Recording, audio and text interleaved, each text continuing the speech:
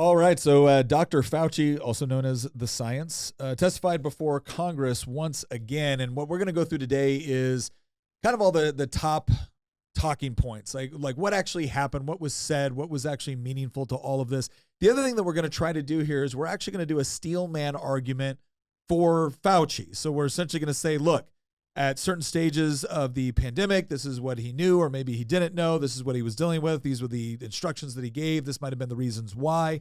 So we're going to do all of that to try to put this on just a good objective playing field so that we're not just sitting here, bashing him, because as anybody that's watched us for a while knows that we're not big fans of the way Fauci handled the pandemic, but we also want to be intellectually honest with all of this. So we're going to attempt to do that. We're going to show you some highlights. We're also going to do some analysis to determine whether or not some of the things that were said during the testimony were actually accurate. In the end, we're going to go ahead and try to come up with some sort of semi-comprehensive conclusion on what this testimony actually achieved and where we should go from here. All of that and more coming up on this episode of Making the Argument, brought to you by Good Ranchers. I, of course, am your host, Nick Freitas. With me in the studio is my beautiful bride, Tina, Queen of the Bees. Hello, everyone. Then we also have our resident historian and political prognosticator and mostly benevolent warlord, Christian Hines. At some point, you're going to drop the mostly benevolent part. Oh no, I think Christian's definitely, as he gets more and more black pilled, it's just going to be like, no more mostly benevolent, just warlord. Well, let me tell you what was really black pilling. It was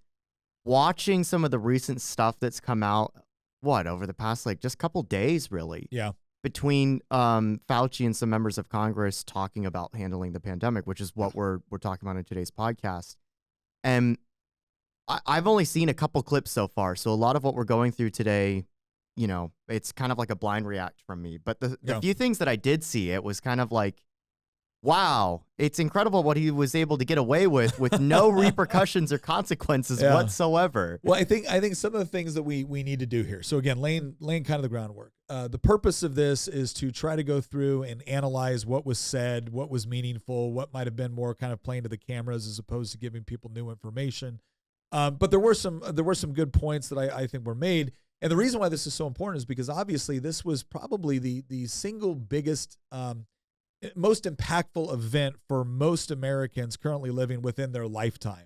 I mean, obviously 9/11 was a big event for someone like me. It changed the whole trajectory of my life for about a good 10 years, mine and my family's. But when you talk about the pandemic, it was not only a case of how it impacted people and their businesses and their education and their lives, but it also gave us a glimpse to the amount of power a government can essentially take within a relatively short period of time, and the extent to which people will go to not only hand over their freedoms, but essentially advocate for people to be locked up for non-compliance when people are scared. What's probably even more amazing is how once we were past, I would argue, like the fear stage, because there was an initial fear stage where none of us really knew what exactly this was going to do. We didn't know how bad it was going to be. And I think there needs to be some degree of sympathy for maybe decisions made early on when we didn't know. But it was fascinating how in a relatively short period of time, and by that I mean within about a year, we had a pretty good idea of how COVID functioned, who it primarily affected, various, main lines of transmission, all of that, right? We knew it. And yet you still had people that were advocating for some pretty draconian measures. And I don't mean just some of the stuff that was going on in Australia. I mean, when you polled people and you asked them questions like, what should we do with the unvaccinated? And significant portions of the population were saying things like, imprison them. That gives you a glimpse of how far people are willing to go, not just when they're scared, but just when people have essentially been bifurcated down into two different categories. And it's seen as friend and enemy distinction. And if they're your enemy and you can morally justify, this is a very, very important part that we're going to talk about in this episode, the ability to morally justify the use of violence in order to ensure compliance, right? So let's start off with this. Let's start off with step one of the steel man argument, right? Just instead of sitting here and just trashing Fauci, which, again, I'm gonna admit I'm predisposed to do because I didn't like a lot of the things that he was doing. But we're going to try to be intellectually honest here. So when this was first really hitting the country, and I've got some stats here that I wanted to bring up just to kind of illustrate this point. If you look at what was going on early on, right? And I'm not going to put these on screen. I just kind of want to read them off so people understand. And you were looking at like new deaths per day in the United States. So if you go back and you look at around March 25, March. So we started to see signs of COVID earlier or later in the year in, what was it, 2019? Like around November, I think people started falling ill and they couldn't, it wasn't the flu. They didn't know what it was. There was no way. And I also remember sometime probably in December, Christian texted me at like 1 a.m. and he's like, this stuff coming out of China is crazy. And he's like, if you look at the satellite imaging, it's like they're burning something. And he's like, I think their death toll's higher than they're claiming it is. And I remember him saying that way back at the time and talking about the Spanish flu, and because he's a history buff. So and he's like, this is weird. And I'm like, it's probably nothing, no big deal. And I shared it even with your mom, and she's like, it's probably nothing, no big deal. And then all of this unfolded. So again, Christian prognosticator, not just in politics, apparently. I remember following. I was at my grandparents'. And it was December 2019, and I was exchanging text messages with like Joe and some other people about your upcoming congressional campaign. But there was this like small number of people. It was growing by the day, but it was mostly confined to Twitter and the deepest, darkest corners of the internet, where it wasn't covered in a lot of mainstream outlets, right? Of people that were following what was coming out of this, city in China, out of Wuhan. And I remember thinking to myself at the time, it was like Christmas time, right? It was late December 2019. And I remember thinking to myself, like, yeah, this is strange. Like it is. And I kept thinking about the Spanish flu. And I do remember that conversation that I had with Tina at the time. And then I remember coming back to Virginia because I was in Florida for Christmas. And then I came back to Virginia. We had the big rally in Richmond in January in defense of our gun rights. And then I was having a conversation with my cousin at the local bar here in Culpeper and talking about the same thing.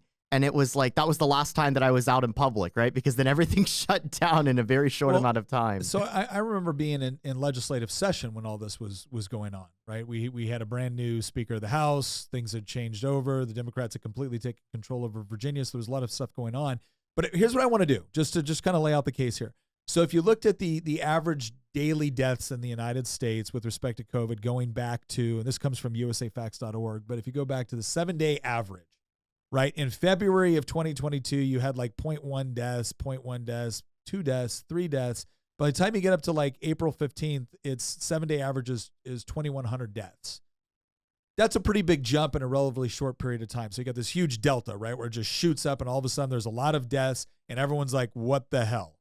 Like, what the heck is going on? Now, remember that prior to some of this going on, Trump started to implement travel restrictions, and it was like Nancy Pelosi and Chuck Schumer going out. This is blowing out of proportion.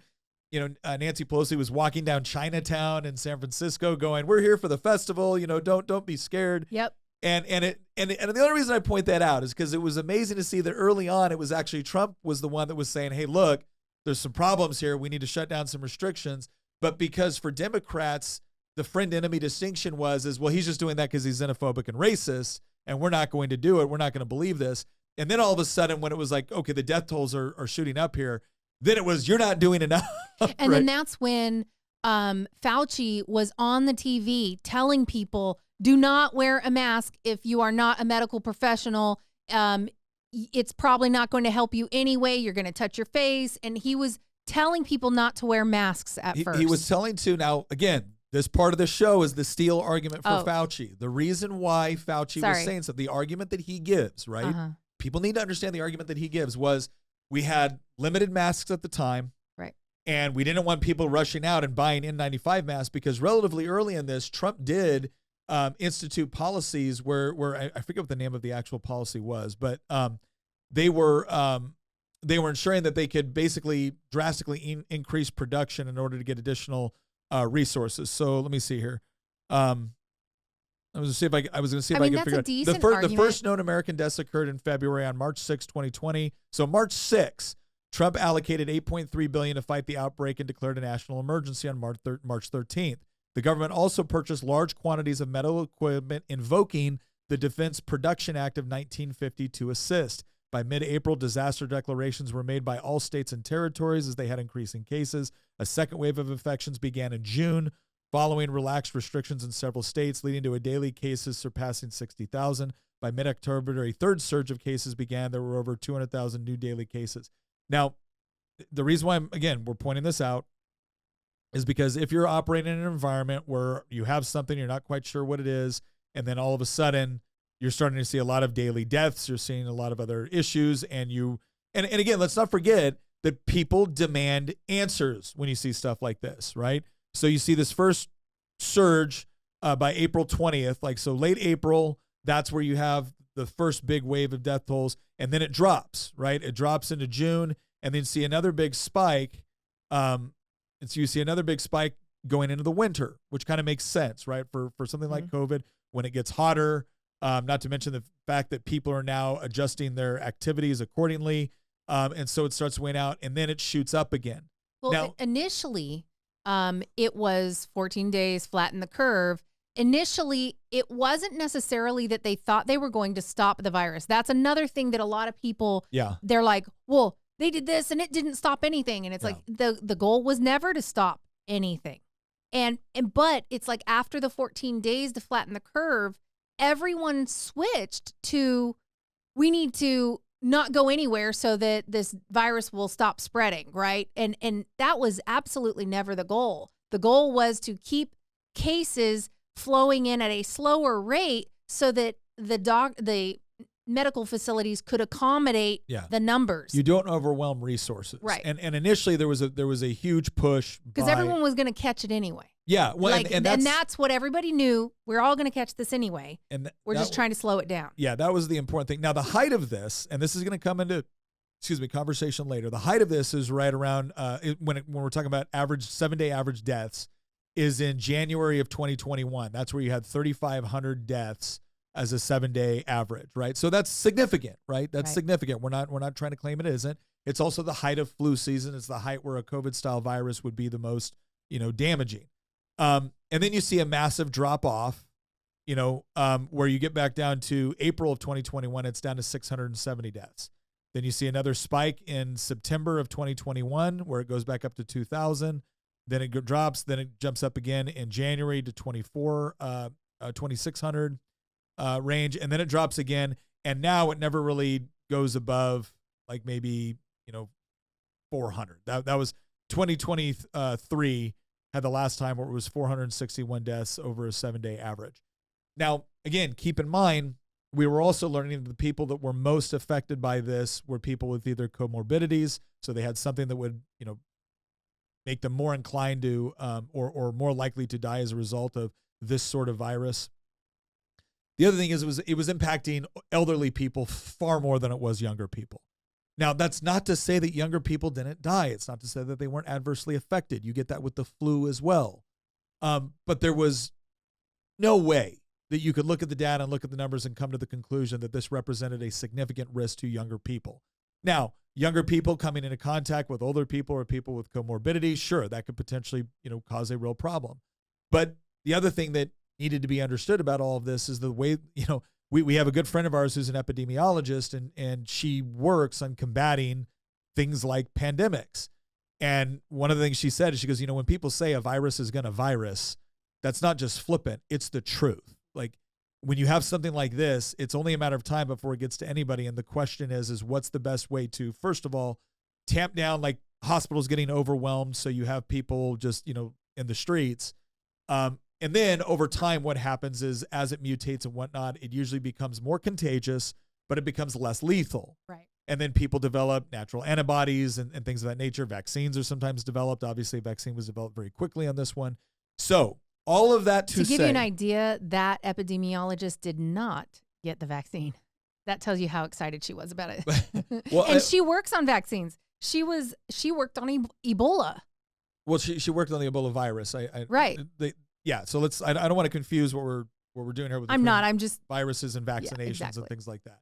We've also had Dr. Malone on this program to talk specifically about the sort of vaccine that this was. So, all right, Steelman argument. bad situation. We weren't exactly sure what was going on. We weren't exactly sure how, what happened in Wuhan. We weren't sure with the lab. Lot of fear out there. People wanted answers. This is another thing that I think people need to go back and look at, right? Because there's criticisms not only of Fauci, there's also criticisms of Trump. There's criticisms of governors. Why did they do X? Why did they do Z? I will tell you right now, when the electorate is terrified, and there was a lot of news going around that was making people believe that everybody was susceptible and this had a high death rate and we could be looking at, just tens of millions of deaths, people demanded answers from the government. And people became very, very comfortable with fairly draconian measures. The real question, I think, as we go into some of this is, what did the government, what did Fauci know at various times, and what did he implement and why? Was there justification for what they did? Right? Was there justification for what some of these governors were doing? Because again, we live in a federated republic. So it's not as if Trump was mandating lockdowns across the country. States had a lot of leverage with respect to how long, how intrusive those lockdowns were. But this is the best argument I could give for, okay, let's be intellectually honest. A lot of people were scared. They were demanding the government do things. We weren't sure how bad it was going to be, right? Now, let's go into discussing the testimony, because and the reason why I think this is so important is because intellectual honesty and consistency is necessary. And if we're going to be intellectually honest, then we have to come to the conclusion that one of the most important things that all of us can do at this particular time is order meat from Good Ranchers. Because if we got Father's Day coming up, that's the bottom line. We have Father's Day coming up, and I have recently discovered there was this one comedian that pointed out that Arbor Day is celebrated more than Father's Day. And look, I love trees as much as the next person, but dad, come on, we're not going to treat dads with the respect that they deserve. And Good Ranchers has a remedy for this. So if you're wondering, what do you get, Dad? Good Ranchers has the King Cut box, right? This is a one-time purchase just for Father's Day. I'm going to tell you what's in this thing. It comes with 2 thick-cut bone-in ribeyes, 4 center-cut filet mignons, 2 thick-cut bone-in New York strips. That's awesome. That's what I want for Father's Day. And I'm very thankful because I do have the King box. My children will be submitting this as tribute for Father's Day, and I have accepted their tribute and will continue to feed them and let them live in the house. So as you can see, it works. It works. Dads love it. Also, if you get a subscription right now, which means you go to goodranchers.com, use promo code Nick, and you sign up for one of the subscriptions, guess what you get? You get free bacon for life, people. Free bacon for life. That means with the subscription you order, they're going to throw on free bacon with every order. It's coming. You could get these. You could get the subscription. You could get the meat, and then you can wrap it in bacon. Just because Good Ranchers loves you, and Good Ranchers wants to say thank you to Father. So go to goodranchers.com, use promo code Nick, get that, and your shopping for Father's Day is over. You're welcome. On behalf of Good. Okay, let's move into the testimony. So here's how we decided to do this. We wanted to keep this flowing along pretty quickly. So we've got a bunch of clips from the testimony because we weren't going to sit here and watch 3 hours of congressional testimony, right? That is a cure for insomnia, not a good show. So we got a bunch of clips here. We're going to watch these. We're going to discuss each one of them. We're going to try to move through these and keep the tempo going pretty quickly. But we want to make sure that we're kind of getting the meat of everything. So let's go ahead and no pun intended. Get the meat of everything. Let's go and go through this. The first one here, first clip. Mr. Fauci, you were quoted on CBS Face the Nation saying it's easy to criticize, but they're really criticizing science. Because I represent science. Do you represent science, Mr. Fauci? I am a scientist who uses the scientific method to gain information. Yes, you said you represent science. Do you represent science, Mr. Fauci? Yes or no? Yes or no? No, that's not a yes or no Yes, answer. it's a yes or no. I don't think it is. Okay, well, we'll take that as a you don't know what you represent. Oh, But this, as director of the NIH, you did sign off on these so-called scientific experiments. And as a dog lover, I want to tell you this is disgusting and evil, what you signed off on, and these experiments that happened to beagles paid for by the American taxpayer. And I want you to know Americans don't pay their taxes for animals to be tortured like this. Pause right here. So here's the deal. You've got to hand it to MTG, man. She knows, she will go She will go after you in committee. And look, I sit on various committees. I've chaired various subcommittees. And in Virginia, we always try to make sure that we follow a certain degree of decorum and whatnot. But a lot of times when you get a witness that is just simply not willing to answer your question, that's your opportunity to make an impact by actually showing people what's going on. And so, look, I don't always agree with MTG or the way that she does stuff, but methods. But I respect the fact that she's willing to go after you when she doesn't think you're being honest with her. And there was a lot of people, let's face it, there's a lot of Americans that are very, very frustrated with this idea that Dr. Fauci in an interview said, well, it's easy to attack me because they don't want to attack science, so they attack me, but I represent science. And it's like, whoa, wait a second. This is an important distinction that we need to make. Like, I clearly have no problem with the scientific method. And I remember a reporter coming up to me because I was running for Congress in 2020, and a reporter coming up to me talking about masks, talking about other things. And he goes like, well, don't you think we should follow the science? And I looked at the reporter. I said, what is science to you? What is science? He goes, well, you know, no. What is science?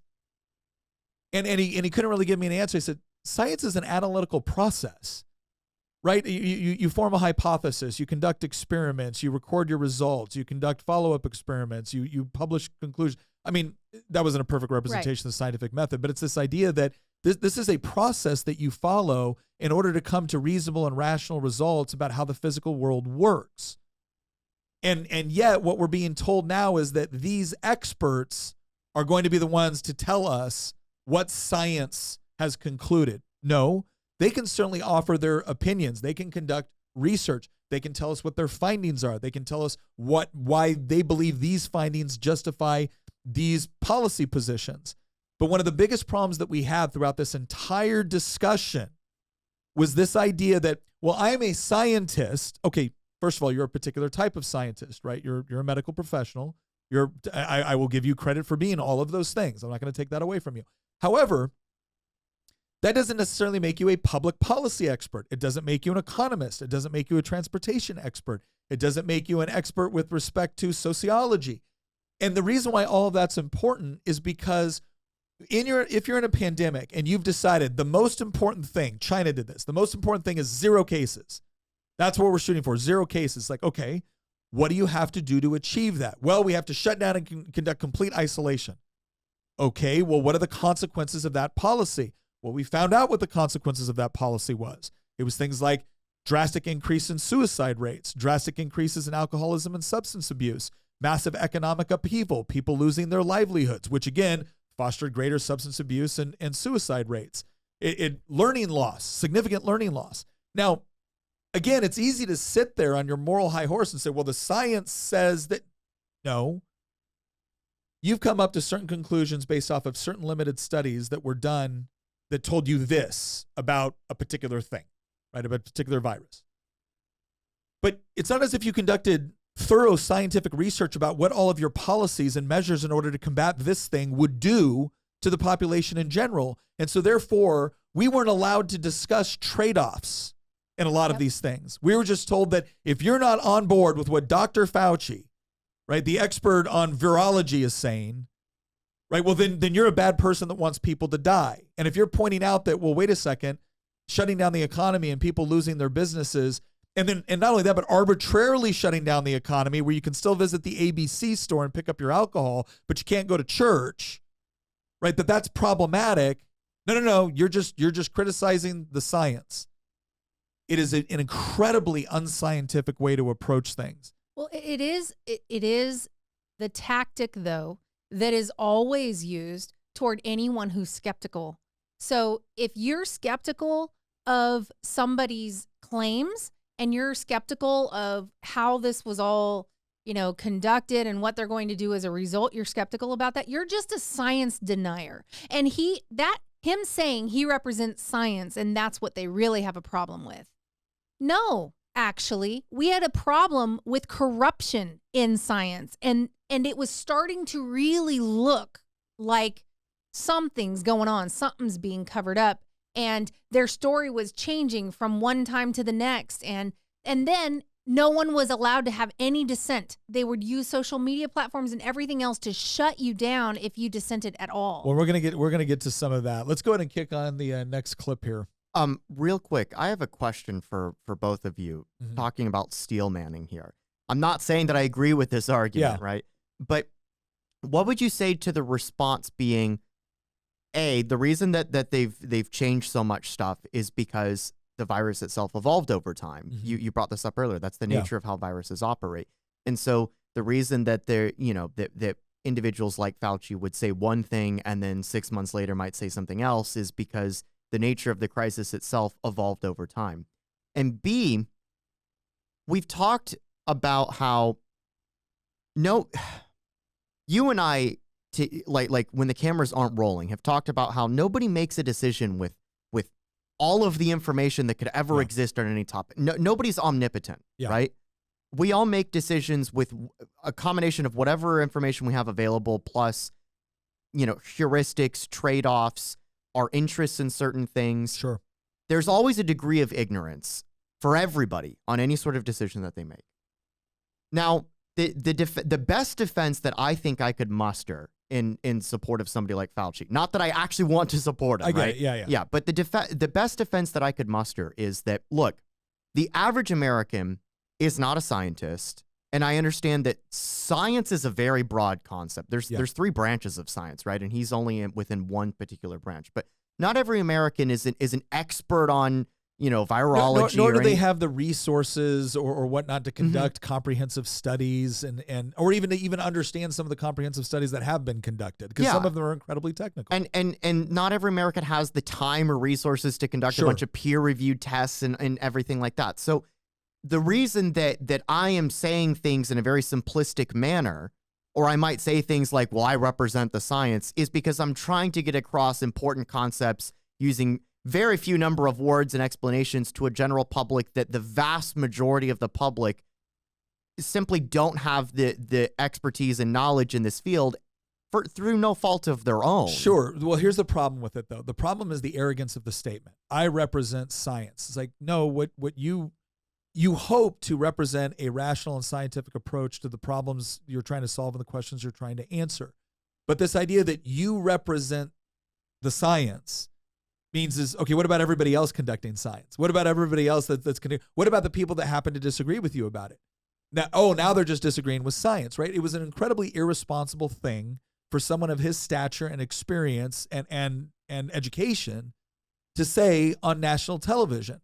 And one of the things I have a problem with it is that typically when you find a situation where people are scared, a lot of times they are looking for someone to provide a sense of security and assurance that things are going to be okay, that we're moving in the right directions, et cetera. And the question is always, how do you balance wanting to provide a certain sense of security while at the same time being honest with people about what's going on and not being so arrogant as to assume that you represent the consensus? Because even the consensus is somewhat problematic. Right? There's been a lot of scientific positions taken in the past that had a great deal of consensus among scientists that ended up being wrong. And so how do you know and that's really dangerous, right? It's really dangerous when you have a bunch of scientists all saying the same thing and it's wrong. So how do you combat that? Well, science has a mechanism for that. It's called freedom of inquiry. And it's called the ability to come back and say, I've seen your results, I've seen your findings, I've seen your conclusions, I disagree, and here's why. But Fauci, I believe, actively worked to suppress that because in his mind, he had the moral authority. He felt like I have the most resources, I have the most experience, I have the most power. I'm the one people are looking toward. And therefore, I have the moral authority and moral requirement to shut down these dissenting voices that I think could cause more damage. That's how I think he morally justified it. But again, at that point, you've now made a decision for everybody else that is not scientific. It is at best sociological. It's what Thomas Sowell warns about with the whole concept of the vision of the anointed. Yes. It's this, I am in a special place and therefore I must. And again, Fauci even admitted to this on certain things like with masks because people called him on it. Like you told us early on, you and the Surgeon General told us early on, don't wear masks. They don't do any good. And then all of it was sudden, we all had to wear masks and we had a double mask and we had a triple mask. And then you came back later. It was like, well, okay, initially, the reason why we're telling you to do this now is because initially we had limited resources and we didn't want people taking those resources when we had the people that needed them most. It's like, okay, fine. And I might even be able to sympathize on some level with your reasoning. But what it does show me is you were willing to lie to me about something in order to achieve an end state. So were you lying then or are you lying now? Yeah. And that is the question is, I mean, because he didn't just come out and say, don't wear the masks. These people need the masks in order to do all this medical work, blah, blah, blah. He came with his scientific credentials and said, well, as far as the science goes, like the cells are, this is so small and it's going to pass through. And he basically broke down why masks don't work. Yeah. And then subsequently punish people for basically repeating the things that he had said. And that's again, if you would have come out and you would have said, people, do not buy masks at this point. Like, let's say he honestly believes masks work. I don't think he honestly did. I think he had a different motivation, which we'll get to in a moment. But if he honestly believed that masks were just a super effective in restricting this, then the thing he should have said was, ladies and gentlemen, N95 masks are currently in short supply. We're going to have more coming up soon. The best thing that you can do right now is avoid large areas. Don't get into contact with others because we have to have those masks for the medical professionals that can't avoid this, that have to do it. And look, some people would have listened. Some people wouldn't have, just like they did when he did this other thing, right? So the point is that if you would have been honest that I'm not making this argument based off of the science of how viruses spread. I'm making this argument based off of we have limited resources, and those resources must, at this stage, go to these people who need it far more. That would have been an intellectually honest and consistent argument. I think one that a lot of people would have actually respected. Let's go to the next clip. We got to get through these quicker. And protected legally, you were going to have schools. Oh, pause on this one. I'm going to save this one. We're going to jump to the next one. I apologize. Okay. This is my fault. I thought I had this further down because I do want to bring this one up. I think the reel that we were just about to play is actually, for me, the biggest thing that came up. This was the biggest smoking gun of the testimony, but I want to get to it a little bit later because some other ones we have to go to first. So let's go to the next one. As a healthcare, this is a rhetorical question, but why? Why would the government, who's never treated a patient for COVID, you can read all the things you want, but you're not there. You're not seeing patients. You're not watching people die, intubating patients right there with that disease in your face, watching it happen, watching the development of this disease and actually learning from it. But I'm being told by bureaucrats what's right and wrong. And what's funny is everything I was censored on, I was proven to be right. Pretty crazy, isn't it? You said in an interview that you gave as part of an audiobook written by Michael Spector. This is a member of Congress who's a doctor that was actively treating COVID patients. And again, one of the things that he was so frustrated about, and it's actually a very interesting point, is that when he says the government wasn't treating COVID patients, right? It's not like Dr. Fauci was in hospitals treating COVID patients. That's not his function. He largely operates as an administrator at this point of a government program. Now, that doesn't mean that there weren't anybody with the government treating or conducting tests or whatnot. But his frustration point is I was a doctor sitting right there treating people as this was going on. And when I noticed things and I talked about those things, I was censored for it. And it wasn't just him. There was a very famous study as well coming out of, I think it was a couple of virologists out of Stanford and some other institutions that were very, very highly regarded within the community. But the moment they came out and questioned lockdowns, all of a sudden, everyone was talking about like what a bunch of quacks they were. And it shocked them to the point where like they were at risk of losing their jobs. Some people did lose their jobs. Some people got censored as a result. Some people lost contracts and everything else. And that wasn't, I don't think Fauci gets to pretend that he didn't play a role in shutting down any dissent. And again, what made this part of the testimony, I think, very, very, one, unique is because a lot of the other members of Congress that are bringing up points, they might be bringing up good points, but they weren't on the front lines actually treating patients. This guy was. And so the government was actively shutting down people that were actively treating patients if they didn't follow the government line. Now, the argument in reverse would be, well, sure, but he's using anecdotal evidence based off of his individual practice, whereas Dr. Fauci and the NIH and everyone else, they have the benefit of research going on all over the country, right? And it's an interesting argument. The problem is that it shouldn't discount what somebody in the trenches is seeing on a regular basis. Especially as more evidence comes forward that proves that some of the things that they were saying was correct, was accurate. And even if it was, something being anecdotal doesn't mean it's wrong, right? It doesn't mean it's right either. It might mean that the science missed something. There's a factor they didn't put in there. There's a variable somewhere that they missed, and science is not exact. It's a process, as you said before. And so if you don't account for all of the variables, how are you going to get really quality data? Yeah. You know what was really nefarious about this was when the Stanford professor, Jay Bhattacharya, put out, he signed that the Great Barrington Declaration in October 2020, which criticized the lockdowns. And we then found out after Elon purchased Twitter, and then the Twitter files came out with Matt Taibbi and stuff like that going through their records. We then found out that Jay's Twitter account was blacklisted by the moderators over at Twitter under the old regime shortly after he co-authored the Great Barrington Declaration, which again criticized the lockdowns. This was in October 2020. There were already dissenting voices within the medical community. And this guy was not a quack, by the way. He was a Stanford professor of medicine.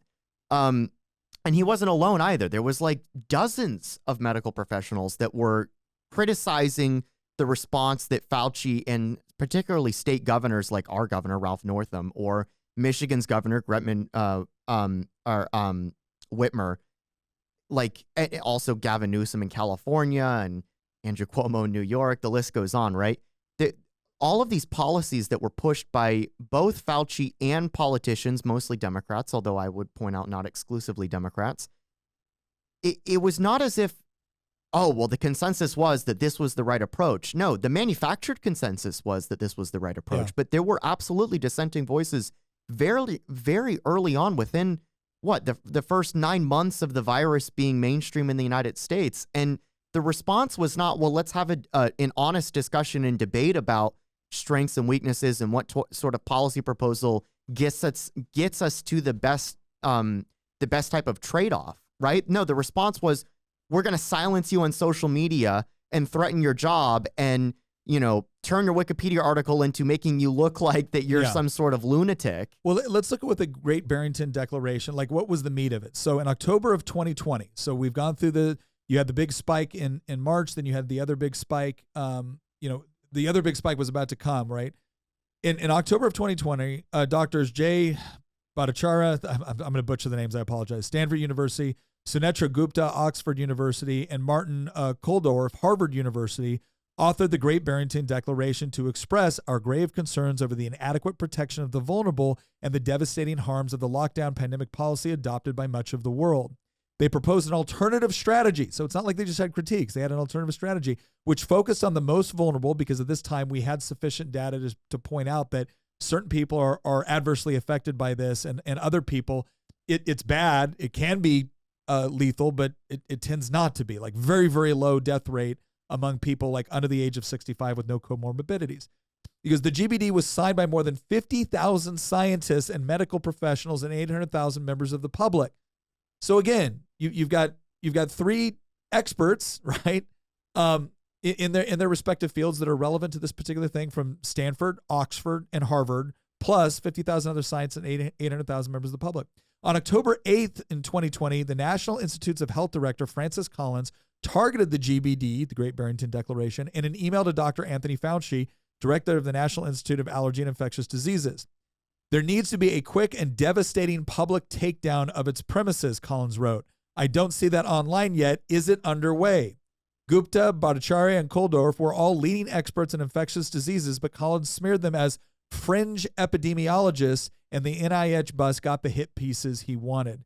Consider, for example, that the Great Barrington Declaration, When Arrogance Leads to Recklessness by Brooks Gump, a psychologist with a master's degree in public health. As his bio explains, Gump's work has been supported by numerous NIH grants. In effect, Gump was on Collins' payroll. This kind of goes in to explain more of what was happening at this point. And this is the frustration here. There's a lot of things that Fauci might have done that apart from things like this, I could have said, I don't agree, but people were scared and maybe he was trying to do the best he could. It's the silencing of any dissent that fosters a real problem for me. Right. And right around the time that they were silencing dissent and they were working really hard to get that vaccine out like in lightning speed. And it's really interesting to me that is a vaccine method that had not been used in humans yet. And just suddenly they had all the funding in the world to just get it through. And so they just rushed this thing through. Well, right around that time, you had a lot of other things developing as well. Yeah. So let's go ahead and let's look at the next clip here. And this I think it has to do with death threats toward Fauci. Can you please share with us the nature of the threats you have received since the start of the COVID-19 pandemic? Yes, there have been everything from harassments by emails, texts, letters of myself, my wife, my 3 daughters. There have been credible death threats leading to the arrests of 2 individuals, and credible death threats means someone who clearly was on their way to kill me. And it's required my having protective services essentially all the time. It is very troublesome to me. It is much more troublesome because they've involved my wife and my 3 daughters.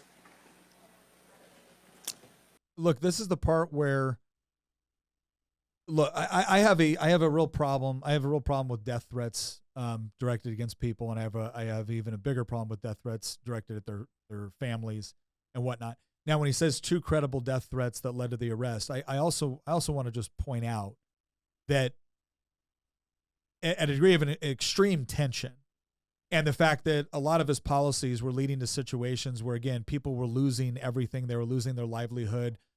Beloved family members were dying, and they were legally not permitted to dying go alone. and see them. They dying had to see alone. him through glass. So people were very, very frustrated. And according to Dr. Fauci, that resulted in 2 credible death threats where somebody was trying to do something and both of them were stopped. So I would say anybody that was threatening to kill somebody, I don't think that's appropriate. Obviously, I do think people should be prosecuted for doing things like that. By the same token, I think the object of this part of the testimony was trying to illustrate that Dr. Fauci was bravely trying to do all of these things amidst these massive death threats. And again, two credible death threats. Yeah, the shocking part to me is that there weren't more. He destroyed so many lives across the nation, destroyed them. And the fact that there were only 2 that were credible enough to have to deal with, that's actually not that high. There was probably others that needed to be investigated. And again, I think it's horrible, right? Especially when people are I understand sometimes that emotions and passion can get the best of people. I've had death threats, right? But there's something different when you direct it to people's families. Now, again, I think I actually think this part of the testimony didn't demonstrate what they were hoping it would demonstrate. I think they were hoping to hear that there were tens of thousands of death threats and the FBI was just overwhelmed trying to, get people and prosecute them and everything else. And so again, while I'm sympathetic, even though I don't agree with Dr. Fauci's policies, I'm sympathetic to anybody that faces death threats. I'm actually a little bit shocked that there was only 2 credible ones, especially based off of the way the media treated this, as if anybody that disagreed with what Fauci was doing was just a harebrained idiot that was dangerous. And to that point, I want to point out that there were some polls that were conducted. So I'm gonna reference one here. There was a Rasmussen poll. This was in this was a while. I'll try to find the date here, but there's a Rasmussen poll that finds that a majority of likely Democratic voters favoring taking strong action against Americans who are not vaccinated against COVID-19, including fines and home confinement. 48% of Democrats also would give the green light to government fines or imprisonment for those who question the efficacy of the vaccine on social media or other public forums. That was 48% of Democrats just for polled. questioning Just publicly. for questioning it. 45% of Democrats gave a thumbs up to forcing the unvaccinated into temporary designated areas. We have another name for that. It's called concentration camps. Well, 46% support using digital devices to track the unvaccinated to ensure they are quarantined or properly socially distanced from others. A smaller number of Democrats, 29%, would go so far as to temporarily remove parents' custody of their children if the parents refuse to take the vaccine. The poll commissioned by the Heartland Institute was released the same day the U.S. Supreme Court handed the Biden administration a stinging blow in blocking its employer COVID-19 vaccine and testing mandate. The results put Democratic support for the vaccine mandate at 78% compared to sort levels of 22% among Republicans and 41% for unaffiliated voters. But that wasn't it, right? So in case you're saying, well, that's Heartland Institute, right? That's a conservative organization. Rasmussen is known for being more of a conservative pollster. Okay, let's go to this other one. And this other one, it was 1/3 of Americans say they haven't got the COVID-19 shots. Majority of Democrats say they should be confined at all times or fined. A majority of Democrats say they'd support the unvaxxed being confined to their homes at all times, with 45% saying they should be confined to designated facilities and 55% support for fines.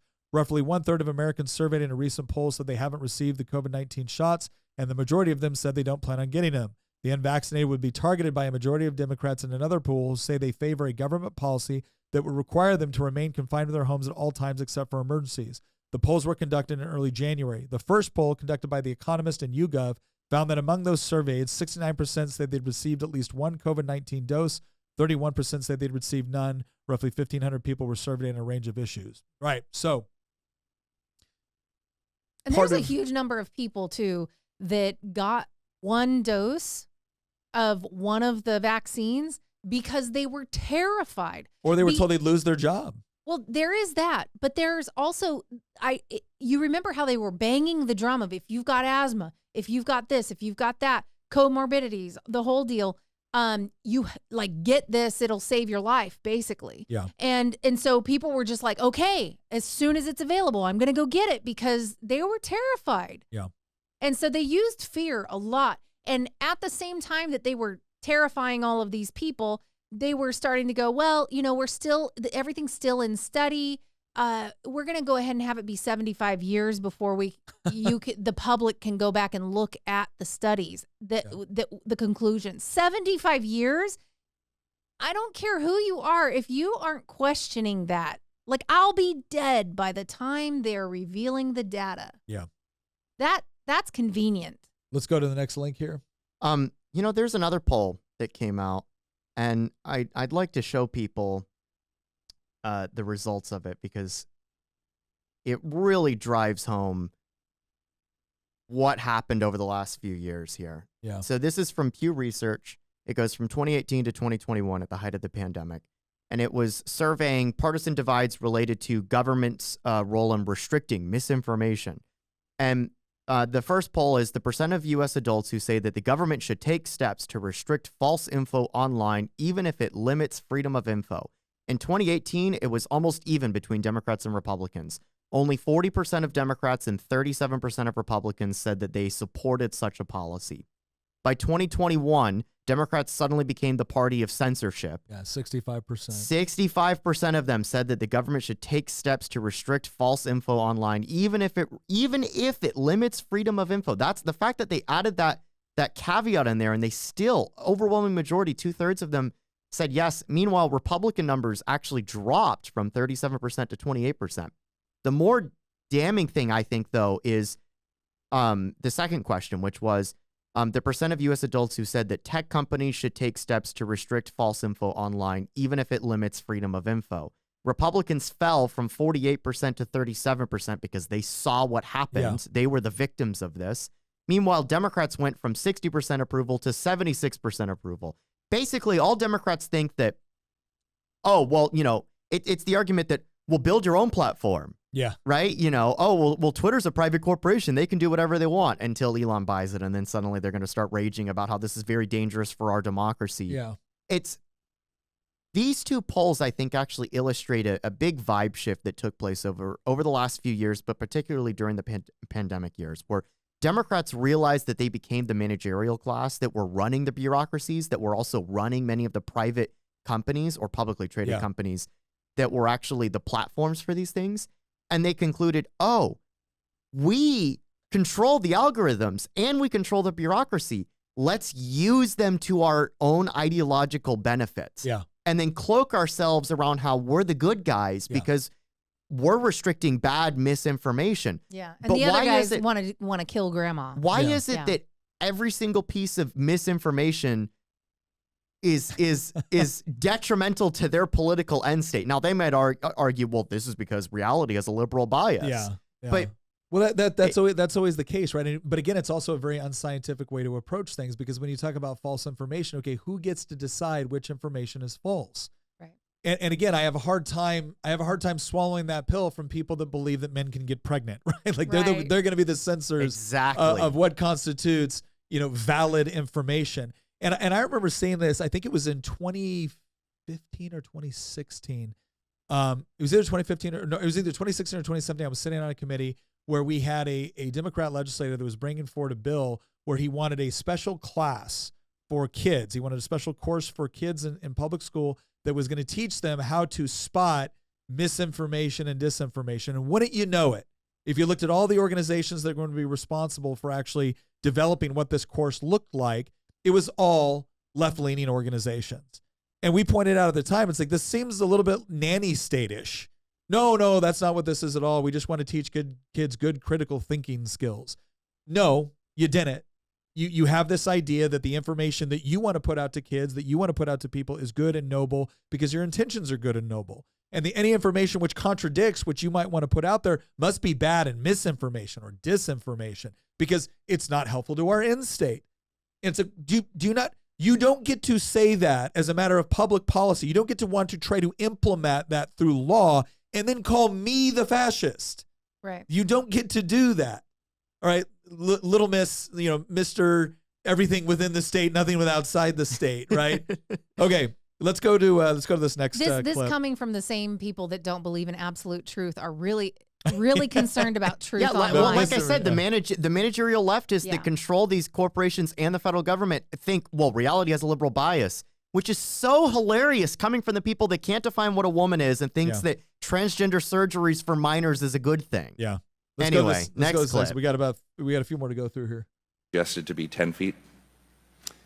I don't recall, Mitch, if it was ever suggested it was 10 feet, but when I made my explanation of what it was, I was saying that there was no trial that looked at 10 versus 6 versus 3 versus not even worrying about it at all. Okay, pause. So what this That's was social distancing. Yeah, this is the social distancing and why 6 feet. So the person he called him Mitch, and that's because this is the attorney for the House GOP that is now asking questions to Fauci. I actually thought this part was interesting because it was again, depends on what you're going to watch this testimony for. I really wasn't as interested in kind of some of the theatrical standpoints, not because there isn't value sometimes to that, but because I like the exchange, which I think is easy to follow between, I'm going to ask this question, you provide this answer. I think Fauci gave a little bit more clear answers. In fact, it's kind of where he got in trouble. He got in trouble actually when he was answering questions from the attorney, because, things like 6 feet, like this became like biblical, right? You must maintain 6 feet because that's going to provide additional protection. And then you have Fauci saying, well, there was no study between 10 feet or 6 feet or not doing this. 6 feet. We didn't test it. We just threw this number at the wall. And again, it's one thing to say, look, we think it would be better if you stayed further apart. We think 6 feet is reasonable because people still got to go into places and things like that. But if you say 6 feet, we think that's more but no, it was 6 feet. And it was amazing the number of people that looked at it like 6 feet is, that's life or death. Life or death is 6 feet. And anybody that was like, yeah, I know a little bit about how viruses work. I'm not claiming to be an expert, but I can read a couple of articles, and yeah, I'm guessing 6 feet just really ain't gonna do much. I didn't realize you were a scientist. Like, well, I'm not a moron, right? Like, I have to be honest, I loved the 6 feet social distancing. I was like, yes, because I don't like people inside my bubble anyway, and I tend to be an introvert. So it's like, yeah, I love the fact that you and your cart need to stay 6 feet behind me. I love that. This is great. So Tina loves 6 feet for public policy, not because it saves you from COVID, but because it just saves her from having to deal with you. Yeah. And as much as I hated the masks, it was also kind of great that you didn't have to give a courtesy smile to everybody who walked past. They didn't know if you were smiling or not. I gotta say, it made bank robbing so much easier. All right. No, what it really made was burning down American cities in the summer of 2020 quite easy. Yeah, a lot easier. Yeah. Well, it turns out COVID actually doesn't affect large scale protests, provided that those protests are conducted in the pursuit of liberal policy. Yeah. It's crazy. Like I had no idea that COVID was that partisan, but apparently you want to talk about a real black pill moment? It was when letters were being published, circulated within the scientific community, where you had hundreds of scientists signing onto letters saying, we support the protests. Yes. Go out there and protest for BLM or George Floyd or any of the other social justice stuff. And at that point, that's when I realized, oh, this is it's all a sham. Yeah. It's not that the pandemic was a sham, but it's that the response to it is a total sham. It's all ideologically hijacked. Yeah, because those were the same people 2 months earlier, or maybe it was 1 month earlier. I guess it was probably one. Looking at everybody that went down to spring break and they were partying and doing all this stuff. And they're like, how dare they? How dare they go down there and endanger people's lives? They're all going to die and that'll be their fault. And it was just like that. And then 1 month later or so, give or take a few weeks, here they are, burning down cities and blocking ambulances from getting where they need to go. Well, here was the part too where they said that racism was its own pandemic, right? And that racism was such a public health threat, and that racism was such a threat to just society in general, that the protests were warranted, which is interesting because what they were just admitting in that thing is we do believe in trade-offs. We do believe in trade-offs. And the trade-off is if you're protesting in something that we believe helps us concentrate political power, or let's be generous, if you're protesting something that we believe ideologically is incredibly important in the manner in which you're doing it and how you're doing it, then it's okay. Then all of these other things that we told you have to restrict you from going to church, restrict you from running your business, restrict you from engaging in commerce, restrict you from seeing grandma before she dies, right? All those things that were so important that we had to prevent you from doing any of those things, that all goes out the window as long as you're protesting in favor of something that we support. Mm-hmm. And again, that's where a lot of people said, you no longer get to look at me and say, you're the party of science. You no longer get to look at me and say this with a straight face. And yet they did, right? And yet they insisted upon it. No, even now, if you don't agree with us, you're anti-science. And what I need people to understand who might be listening to this that maybe don't agree with us on everything, which is fine. When you have that kind of breakdown in intellectual honesty and consistency, it doesn't just go away. People remember it for the next thing that you say. And the next thing you say might be valid, right? The next thing that you say might be scientifically rigorous. But it doesn't matter. When you break trust on that kind of level, people remember it. And that's what's going on. And it was just like a piling up of all these things. Yeah. It just was more and more and more. Mm-hmm. And we were all looking at it going, I don't know what I can trust now. You can't see grandma before they die, but Governor Gavin Newsom can go to the French Laundry fancy restaurant with a bunch of people. With 50 of his closest friends and donors. Because he's part of the ruling elite, and it's just different for them, right? It's just different from them. All right, let's go to the next. We got about 5 more here. Let's try to get through these because we got our third. Do you agree that there was a push to downplay the lab leak theory? Not on my part. Really? Really? Wow. I think most of the country would find that amazing. I still got 11 seconds. But look at the facts. I've kept an open mind throughout the entire process. What a load of crap. Yeah, that's BS. That was one of the most blatant lines of crap that ever. And you notice how he said, I kept an open mind. It's like, you're right. He didn't come out and say, he didn't necessarily come out and publicly say, there is no way, it is totally impossible that this happened. But he came pretty close, and he advocated censoring anybody that advocated this as a serious way to consider this. He treated like garbage and helped use the full force of government to punish people for doing something. And if you want to actually see a clear demonstration of this, there is a hysterical interview between Jon Stewart and who was hosting the late night show? I forgot his name now. But he's sitting there, and Jon Stewart Jimmy goes, Kimmel? No, it wasn't No? Jimmy Kimmel. Jon Stewart goes through this whole shtick of, oh, I don't know, maybe the Wuhan lab, the coronavirus Wuhan lab had something to do with a massive coronavirus outbreak. Oh, I don't know. There's been an outbreak of chocolatey goodness in Hershey, Pennsylvania. How do you think it happened? Oh, I don't know. A bat flew into the cloaca of a sea turtle, and that. I mean, he's making fun of it.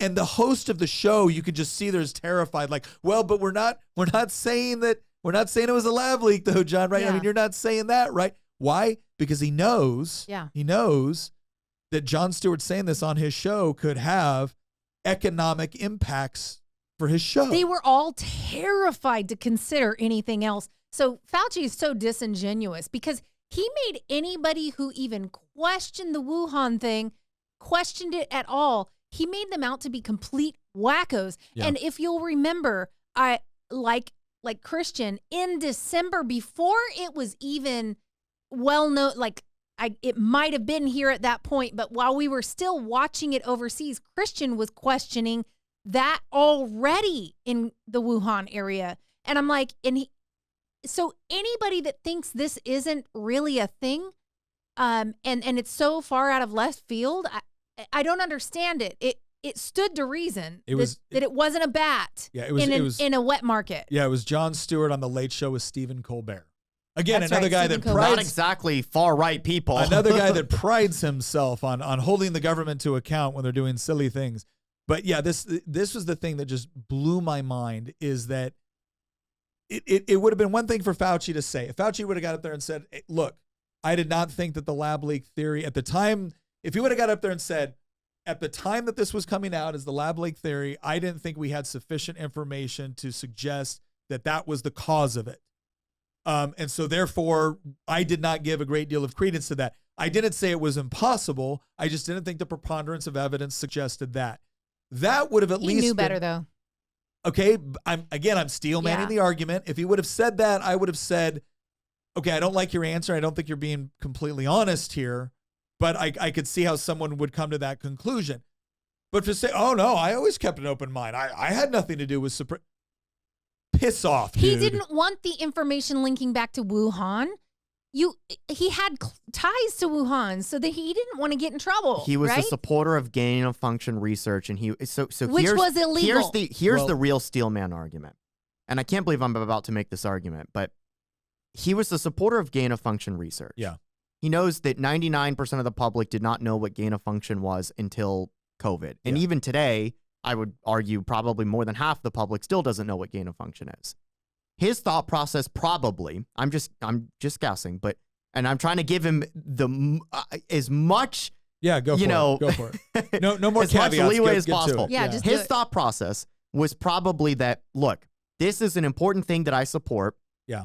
And if the general public ever learns or concludes, rightly or wrongly, that this came from a lab, they will oppose gain of function research, which I think is a good thing. And this thing will go away as a political consequence of the public coming to this type of conclusion. Therefore, I need to disincentivize anybody in the public from drawing this conclusion, because I know the political consequences that will stem from that conclusion are something which I think are actually bad. But there was another factor. Wait a second. I need to talk about this, because for those of you who don't really understand what gain of function research is, what it is you take something that's naturally occurring within nature, right? That's a little bit redundant, but and what you do is you modify it, right? You scientifically modify it in order to maybe make it more potent, or to have it transfer from elements within the animal kingdom that it doesn't currently transfer to, like maybe from birds to people, etc. You do it for weapons purposes. Now, a lot of people will look at that, and this is something where Rand Paul has been very adamant about this, is like, we should not be doing this. Here's what I will tell you. The argument on the other side, and I do believe that there's actually a legitimate argument here. The argument on the other side is your enemies are doing this. Your enemies are conducting gain of function research for the purpose of weaponizing certain things to be used against you.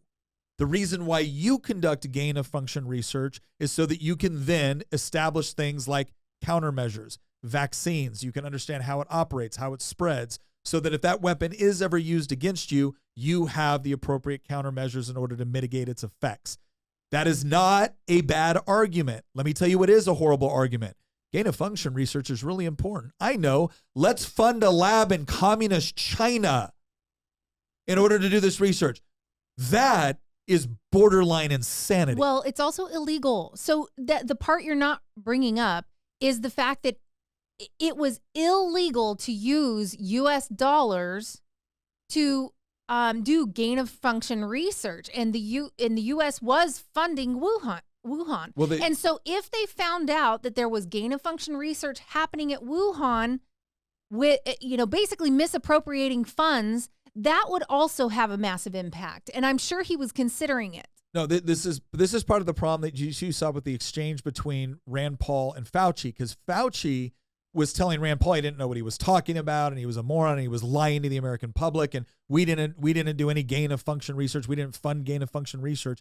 And part of that had to do with playing fast and loose with the definitions of gain of function research. Yeah, he went into the website, or they went into the website and changed the definition on the fly. And that was also part of the problem that we saw this stuff is when you start going back and changing things, so you can say, what are you talking about? It doesn't meet this definition. Well, how do you know? We had all of these experts say that it doesn't meet that definition. Oh, that's convenient. And last year, would they have come to that same conclusion if you had described what was actually going on? Well, probably not. But the consequences for them not agreeing with us are so much higher now. Right. And Isn't that's the part, dystopia that we're increasingly lurching towards just phenomenal? Orwell was really onto something when he talked about how we've always been at war with East Asia.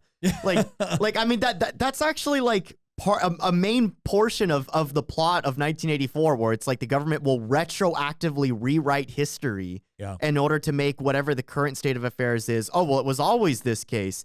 And you're just, who are you going to believe? Your lying eyes or us? Yeah.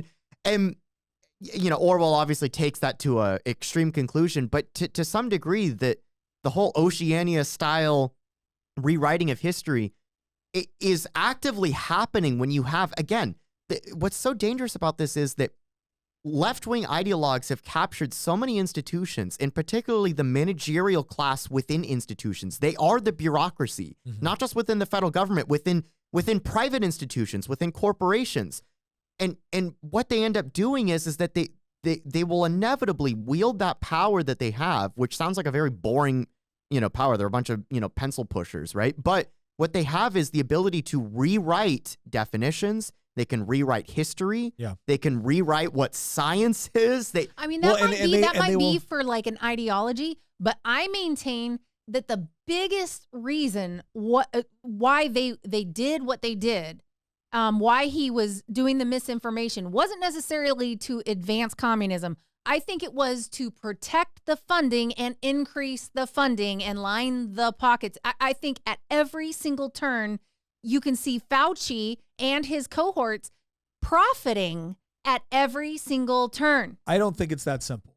I don't think that Fauci is just some Bond villain guy that wanted to get rich off of a pandemic. No, not just him, but like the labs he supports, the funding for the processes he supports. I get it. I think so here's what I think happened on some of the stuff when it comes, and we got some other stuff that we're going to talk to about this specifically where it comes. In fact, I'm going to save it for when we get to the royalties clip, because that's going to play directly into that and what's the possible motivation of this. So let's go to this other one. This is another one, the lab leak theory. Clarify for the record, because today you testified that you did not suppress the lab leak theory, yet in the past you have said, quote, it is a distortion of reality, unquote. You've said, quote, I've heard these conspiracy theories, and like all conspiracy theories, they're just conspiracy theories.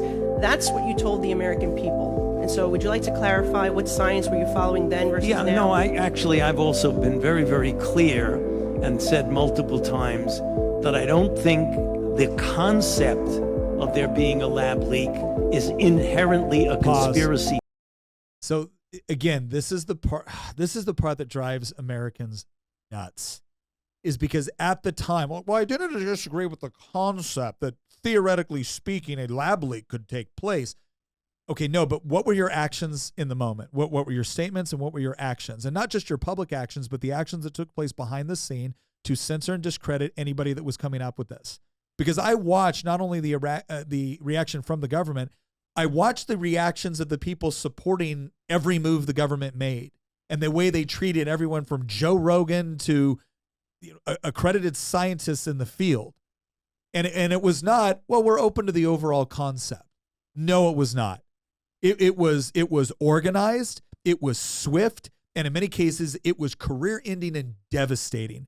So once again, this is why so many people look at what Dr. Fauci is saying right now, like, you have broken all trust. The people that agree with you not for scientific reasons. They agree with you predominantly for ideological reasons. And the people who disagree with you, there is ideological reasons there as well, but it's also because you've lied to us so many times. You could have an ounce of humility, because one thing I will say is that now the right is getting more like this, but we didn't used to be. The right used to be more like, if you own up to it, you fess up and you say, look, this is what I had at the time. This is why I thought it was bad. I probably should have been more open to this concept and this idea, but this is why in this moment in time, I really thought this was a distraction and it was taken away from what was going to be best for the American people. And in hindsight, I would have done this a little bit differently. We would have been mad, but we would have said, guy owned up to it. Now you apologize to the left, not liberals, but you apologize to the left, and they will just go on, okay, and now you need this apology. Now this, it's always a struggle session. But if you want to know why the right is increasingly becoming like, fine, struggle sessions are the order of the day, let's do it. It's this crap. It's doubling down on the, no, what are you talking about? I never had a problem with the inherent. It's the mass gaslighting. Yeah. We both thought the same thing at the same time. It's gaslighting. I'm totally with Dave Rubin on that previous clip. Fauci and people like him need to be held accountable for what they've done. And I think we're going to get to this later. Let's go to the, we got 3 more clips that we're going to go through, and then we're going to kind of go into our final analysis on this and talk about what should be done in the future. So let's go with those last 3 clips here. That they should really not be talking about a lab leak. Thank you. That's the conspiracy. Appreciate that. Dr. Fauci, how much have you earned from royalties from pharmaceutical companies since the pandemic began in 2021? 0. It says NIH scientists made $710 million in royalties from drug makers. You're saying that you did not receive any of the $710 million. On COVID, I received, I think, $122 for a monoclonal antibody that I made 27 years ago. Okay, so just in general, though, how much have you received, not related to COVID, just in general, how much have you received in royalties between 2021 and 2023? I think none. Okay, so somebody received the $710 million. Somebody did, but not me. You didn't receive any royalties. Okay. I mean, I see no royalties associated with COVID. I mentioned. I said. No, I want. I just said. I'm on the record, and I want to make sure that this is clear. That I've developed a monoclonal antibody about 25 years ago that's used as a diagnostic that has nothing to do with COVID, and I receive an average of about $120 a year from that patent. But the bottom line here is that scientists at NIH did receive $710 million in royalties, and I guess my question is, don't you think that if these experiments are made using American tax dollars, that any of those royalties, this nearly billions of dollars, should be going back to the American taxpayer, not in the pockets of the scientists? Okay, pause. So this is an interesting question on a policy side, right? Because the idea is that if you want to attract the best scientists in the field, they're probably not going to work for whatever NIH is paying. And if you're going to allow them to do complex research that has broad sweeping medical benefits, then chances are royalties is actually let's just be honest, it's a taxpayer efficient way to get scientists working for the government to actually continue to conduct research there instead of just going into the private sector. So the point I want to bring out is when it comes to the royalties, you could make an argument. You could make an argument that this is actually a tax efficient way to get good research by allowing them to be able to get the royalties. The problem comes is from what we just experienced is this idea that, oh, well, I get the NIH, I buy the royalties from the NIH scientists because that's the one that's going to come with government protection, right? And that's where it gets dangerous. That's where you start to look at the corrupt nature of politics. Because let's just think about this for a second. If you're going to have somebody working for a government agency, right, full-time for a government agency, I'm not talking about part-time, I'm not talking about consulting, and you're going to say, we want you to do X, Y, or Z, right? But we're going to allow you a private method to profit off of the work that you're doing for the government. Now, we don't do that for like the military. Like when I was overseas, I was not allowed to use military equipment and resources and operations in order to personally enrich myself at the same time that I was conducting combat operations. Now, it used to be, you look at things like the British Navy, when they would confiscate a ship on the high seas, the captain got a portion of what they confiscated, right? It was one of the ways that you actually funded your military. But the reason why we don't do that now is in large part because it creates a perverse incentive structure. And so I think there's two things here. One is the question of, did Fauci receive any funding, royalties, or whatnot? Or because, look, there's a lot of ways that you could theoretically make money off of this that doesn't include direct royalties. There's consulting fees. There's things that you do post-pandemic. There's things that you do while you're in government service because you know when you leave government service, you're going to be walking into some pretty lucrative positions. Well, right? and if you're always advocating, so you may not be directly receiving money for something, but if it's like money's so fungible, right? If you're advocating for like all of these different labs that you actually have a piece of to get government funding, and you actually, are and to be honest, I don't know what his stock portfolio looks like. Well, that's not what I'm talking about. I'm just saying there are a lot of people who believe so much in what they are doing that they would not jeopardize the funding for that. So it's not necessarily coming into his household, right? Yeah. But it's going into the areas he wants it in. Yeah. That's all I'm trying to say. Yeah. Yeah. All right, let's go to this next clip. Is the hypothesis that COVID-19 accidentally leaked from a lab a conspiracy theory? No, I mentioned that several times. Conceptually, the concept of it is not a conspiracy theory. Did U.S. tax dollars flow through a grant recipient to the lab in China? I'm sorry, what was? Did U.S. tax dollars flow through a grant recipient to the lab in China? Yes, of course. It was a sub-award to the Wuhan Institute. And who approved that award? Excuse me? And who approved that award? What agency approved that award? National Institute of Allergy and Infectious Diseases. Your agency approved that, right? Yes, it did after. Did that have anything to do with this downplaying of the lab leak theory? No. Nothing to do with it? Nothing. What? Do you agree that there was a push to downplay the lab leak theory? Not on my part. Pause. Really? Yeah. Because we saw that before. Now you saw the forward context of this, right? And it's this idea that, okay, we now have another piece of the puzzle. The question initially was, all right, we've got a COVID virus on the loose, circling the globe, killing people. It originated in Wuhan, where there happens to be a lab that, does various functions with COVID. That his agency sent money right? to. And then you find out that, your agency approved a sub-award, a subcontract award for money for a institution that was doing work over in Wuhan. And now we're being told that, there was no, first of all, there is no gain of function, which again, he might be able to argue something on technical lines, but we all know that this effectively was gain of function research. And then all of a sudden it's like, oh, you're paying for it. Because Rand Paul brought this up and Fauci was like, absolutely not. Well, yeah, of course we gave it to this company that was doing this, but it wasn't for gain of function. And so now we start to see all these things lining up where, again, a logical person looks at this, right? If you have a scientific mind and you're trying to build a good case, you're like, okay, there's now multiple reasons why Dr. Fauci could have an incentive to downplay the theory of the lab leak. And now he's coming back telling us that he didn't do that. So you got contracts approved by his agency, funding research in the lab where this broke up. Funding research, which looks very similar to gain of function. Okay.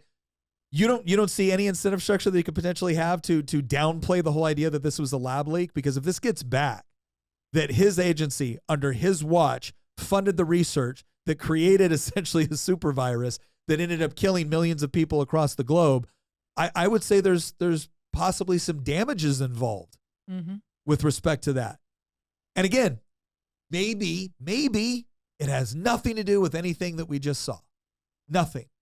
But are you going to tell me that it's unreasonable or unscientific or illogical to look at all those things and say, wait a second. you might have some perverse incentives to not be completely honest about what you did or why you did it.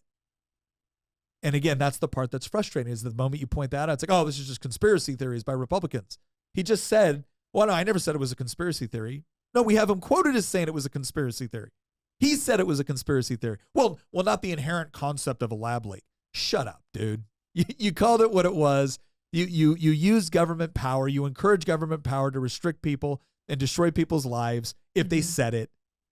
Own up to it. Yeah, it's like, okay, we established motive and means. In a criminal case, that would be considered good evidence. And you certainly had opportunity. So you had method, means, and opportunity. All right, so let's go to this last clip here.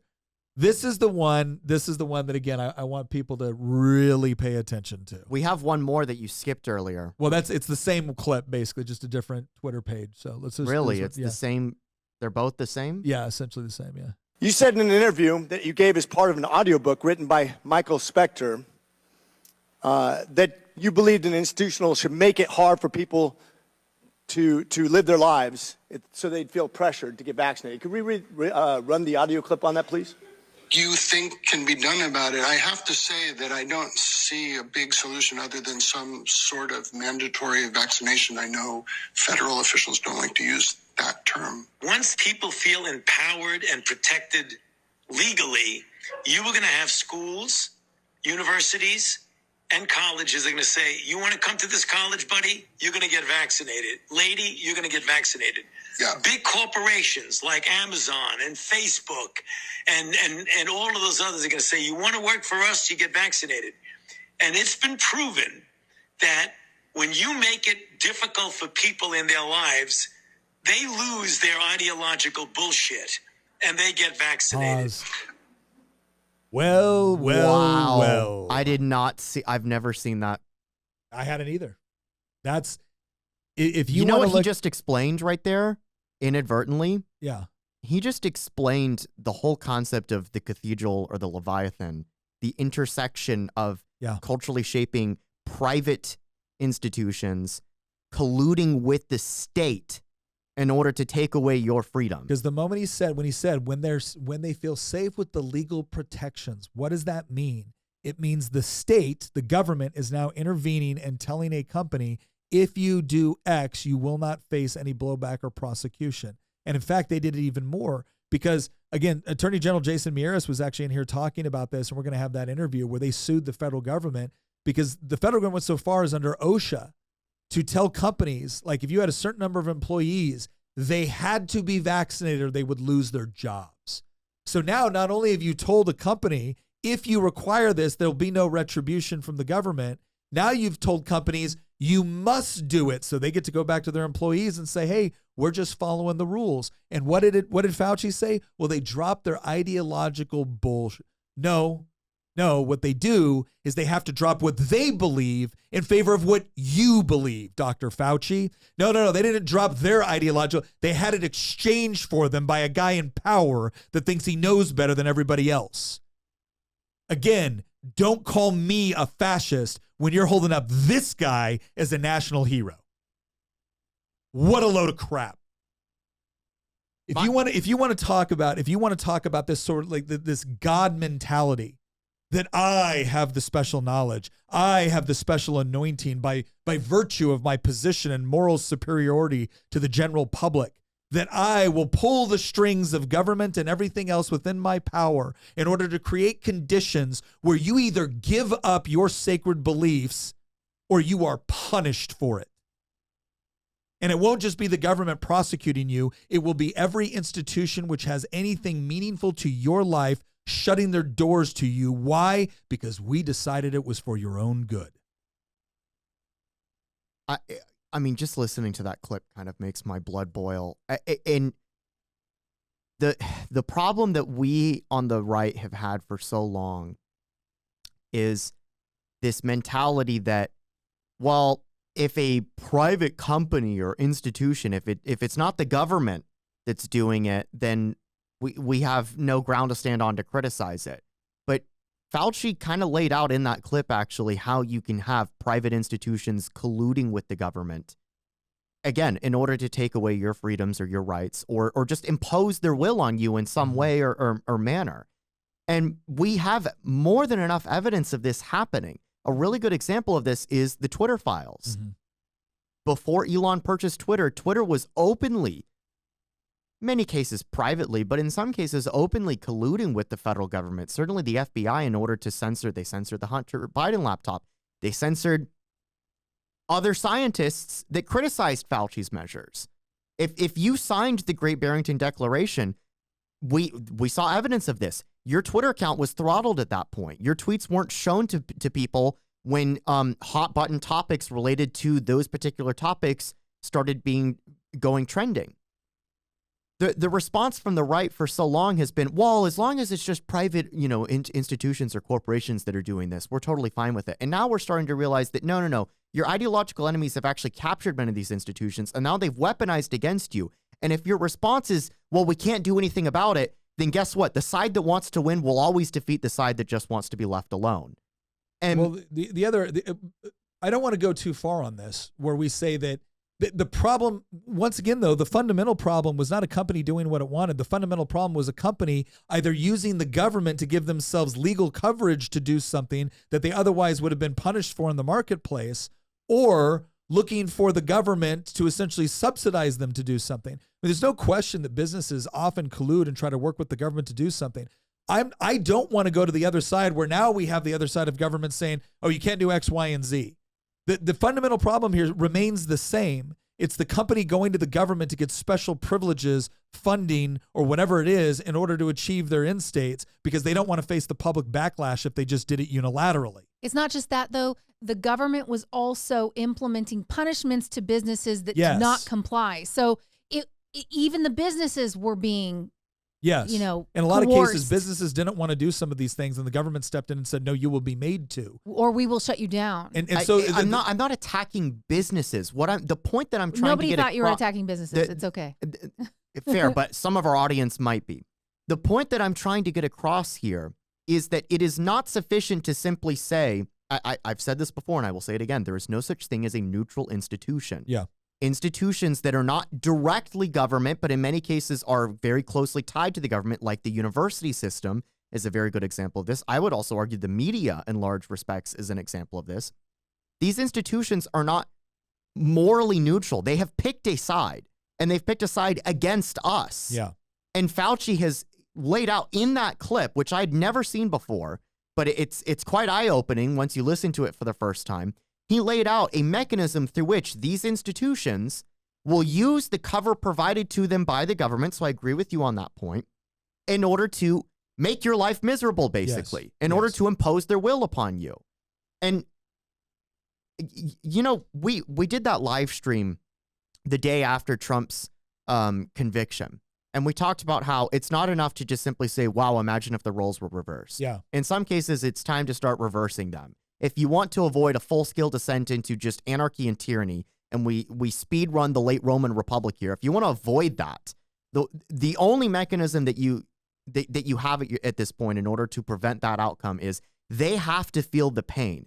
The left cannot get away with eviscerating social and political and legal norms with no consequences, because otherwise it's almost like you're touching the stove, but you're not feeling the pain. No, you want to talk about a really good place to start?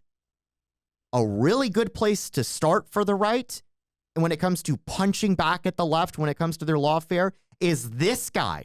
Oh, yeah. Is Anthony Fauci. No, he needs to be hauled in front of a court and made to answer for everything he did. He made our lives miserable for years. Weaponized science itself against the general public, lied to Congress, lied to the public, told corporations, the media, and universities, I got your back. You can also do the same thing because we're the government and we're going to defend you as you make their lives miserable as well. And now he's being caught red-handed for everything he did. And guess what? No repercussions whatsoever except for some Instagram reels that are smearing him. Yeah. Rightfully so, but that's the repercussions he faces? He gets some nasty Instagram reels? No, the repercussions that he needs to face are legal consequences. And until we get to that point, we should not be surprised when it's our side, when it's Republicans that are being hauled in front of a court and convicted for bogus BS charges, and nothing ever happens to anybody on the left. Those days need to be over, and they need to be over yesterday. No, I don't disagree with any of that. I think Fauci needs to face legal consequences for and again, some of it is, I don't think someone should necessarily have to face legal consequences because they made a decision in the spur of the moment and maybe it went wrong or right, based off of imperfect information. That's not what we're talking about, because there's a lot of Democrats trying to caricature what we're talking about here as, it was a difficult situation. Do you want to convict every single soldier that made a decision? And it's like, well, you guys do. You guys want to convict every cop. You guys want to convict every soldier. You want to convict everybody that working in an emergency situation, right? But you don't want to hold this guy accountable for things that were being done where I think he lied to Congress. I think he certainly lied to the American public. I think there was also things that he probably did where he was covering up information, or they were using the government in inappropriate ways in order to shut down dissent. I think people should be poring. I think the appropriate attorneys should be poring over, how do we prosecute him for these things, right? If you can prosecute Donald Trump for supposed hush money from 8 years ago, if you can do that, well then explain to me. Or 8 years after the fact, explain to me how you cannot go through and look at this and say, wait a second, information disappeared, people were threatened, people were intimidated, stuff was covered up, you lied before Congress. You're not even going to try to indict him on any of that? Not even going to try. Is that what we're being told? Like, that's the part that people are absolutely fed up with. But I will say this, the biggest thing that the other side will completely screw up on this if they don't get it right is understanding that it's not just Fauci. It's the very bureaucracy and the perverse incentives you have set up within these institutions. It's the level of power that you have given them over your daily lives. And if you do not have a chief executive that is willing to go after the bureaucracy the way they need to be gone after, you're just going to get a different guy doing the same thing in 20 years, right? If you don't have somebody that's actually willing to address how the money is spent in this country, because another thing that you see with this is that Democrats do an excellent job of funding their allies and punishing their enemies. Now, I'm never going to sit here and say, you know what Republicans need to do? We need to start just throwing tax dollars at, the NRA or the NAGR, or GOA or whatever it is. I'm not going to do that because I don't think it's an appropriate expenditure of tax dollars.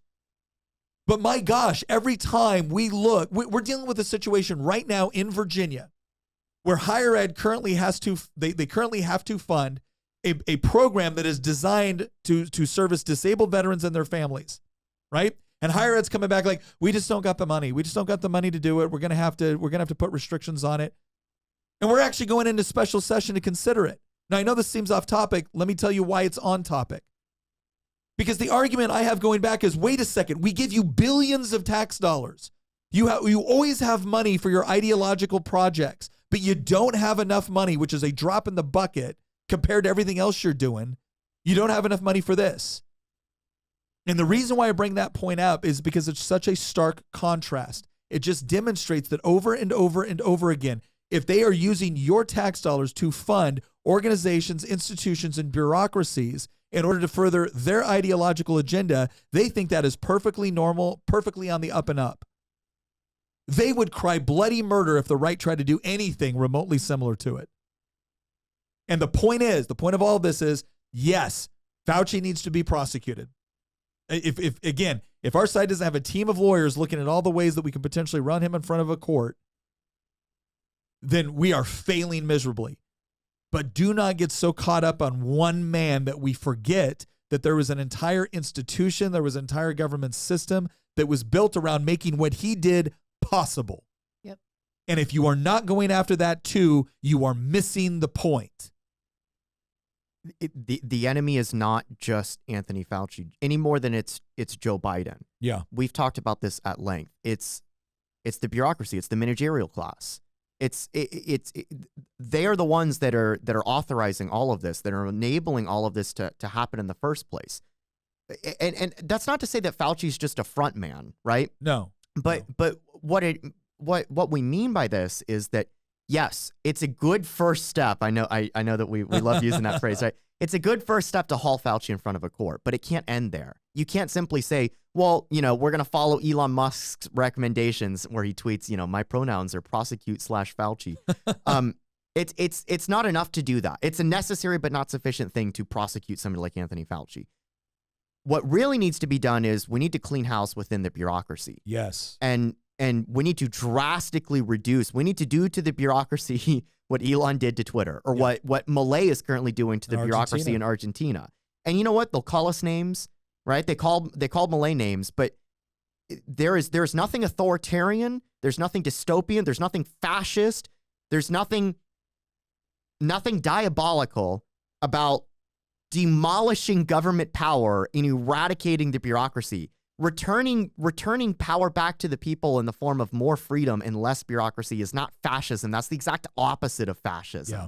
So we shouldn't be worried about what sort of names or labels the left throws at us once we actually take the type of sledgehammer that we need to take to the bureaucracy. I know that there's this final clip that I think you wanted to play between Rand Paul and Fauci. Do you want to go through that? We can do that real quick, and then we're going to close out. So I ask myself, why would Senator want to do this? So go to Rand Paul website, and you see Fire Dr. Fauci with a little box that says, contribute here. You can do $5, $10, $20, $100. So you are making a catastrophic epidemic for your political gain. So the you have politically attacked your colleagues and in a politically reprehensible way attacked their reputations. Okay, you won't defend it. No, you won't well, argue it. I'm You'll just sorry, simply we're turn around going the to attack. continue this hearing. We have a number of That was Fauci trying to call out Rand Paul because he's got a fundraising site for his campaign, and he's actually made going after Fauci one of the key things that he's trying to do, which, you know what? Good. Yeah. Good. If you But- want to get rid of Fauci, get him reelected. You have That's to elect wrong. you have to elect the sort of people that will actually hold him to account. And Rand Paul has probably been the best in Congress at actually holding Fauci to the fire.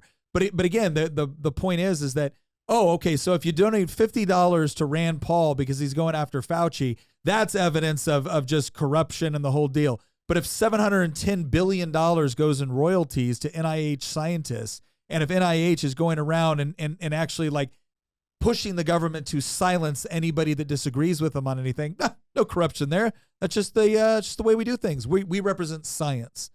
No, look, I'm gonna wrap it up with this.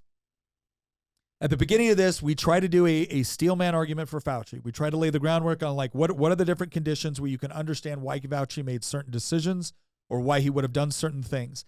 But when I looked at this testimony, the thing that just infuriated me more than anything else was that audio clip. That is Fauci talking about how he wants to work with the government to provide legal protections in order to get his end state that he wants. And how does he do it? And this is the way he said it again. He goes, when you create conditions where essentially you can't get into the school you want to go to, where you can't run your business, when you can't get access to the goods and services you need, then you will drop your ideological BS. Yeah, in exchange for his ideological BS, because that's what that was. That is somebody drunk on power, using the power of government to compel you through force and coercion to do what they want. And the big question at the end of the day was, wow, did that really save? Did that really save everyone? Was that on the whole better than what could have happened if we would have actually allowed dissenting voices? I'm not talking about anybody screaming on Twitter. I'm talking about reputable scientists in this field that came forward and said, we've got problems with what is going on. We got problems with the sort of trade-offs that are being considered. We got problem with the suppression of some certain information. We got problems with the idea that you're going to destroy the professional and public lives of people that dare to stand up and say that there might be another way to consider what's going on. And Dr. Fauci stood up there and bragged about utilizing the power of government to essentially shut down his enemies. And then when he was asked about it, act as if, oh, nothing I did. I kept an open mind. I agree with Christian on this one. I am not what you call sue happy. A lot of times I will look at the sort of things that people want to sue politicians over, and I look at them going, do you understand how the law works? Politicians are allowed to do the things that you want to put them in jail for. They're allowed to do it. And maybe we should have thought about that before we gave the government the extent of the power that we have given government. Maybe we should have thought about that before some of these people got elected, got into power, and used their power in legitimate ways to do horrible things. But I don't think this guy has used his power legitimately. I do think that there's ways that we need to go after him legally. But if we miss the larger point here, which is this is the sort of perverse incentives created within massive federal bureaucracies, massive government bureaucracies, period. And that any time that they get this sense of moral righteousness where now they not only get to tell you what they think you should do, but they get to shut down anybody that disagrees with them. And those are the same people coming back and calling you a fascist. That's the part where it's time to wake up and recognize that the way we're going to dig ourselves out of this hole politically is not just through lawsuits, although that is a huge portion of it and something we need to get a whole lot better at because it's currently being used against us. But we need the sort of politicians that when they run, they promise you they're going to address the bureaucracy. I am telling you right now, I don't care what letter they have by their name on the ballot box. If they are not telling you the steps that they're going to take to defund massive elements of the bureaucracy and to once again take power back into the hands of the legislature as opposed to delegating it to executive branch agencies, if they're not telling you how they're going to do that and they're not serious about it, they're not worthy of your vote at this point, especially at the federal level, especially. And those are the sort of questions that you need to ask anybody that seeks to represent you at those levels. Once again, I hope you found our analysis interesting and intriguing. I hope we brought up some of the points that you needed to know for when these conversations come up and wondering, what all happened, when, who said what. Hope we did a fairly good job within a brief period of time of highlighting all that for you. Once again, thank you for joining us, and we will see you next episode.